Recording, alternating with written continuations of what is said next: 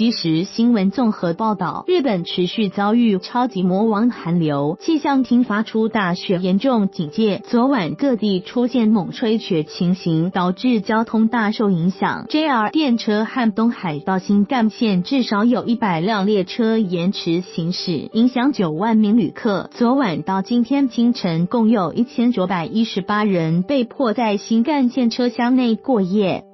综合日媒报道，日本大雪持续肆虐。昨晚在东京站、名古屋站、新大阪站等车站，共有1918人被迫在车厢内过夜。今天早上，气象厅续发大雪警报，新干线仍持续缓慢行驶与延迟发车。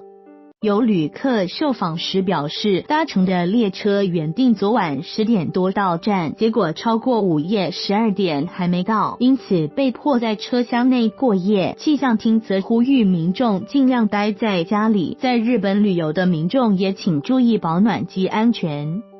气象厅指出，北日本上空的冷空气温度仅摄氏零下42度，是近年来罕见的超级魔王寒流。过去24小时内，新系降雪量接近70公分。目前在山形、新系、北海道等靠山区的地方，积雪高度都已高达2公尺以上。温度方面，北海道喜茂别町出现摄氏零下31度的记录。今天清晨，东京市区最低气温只有零下32度，为46年来最冷。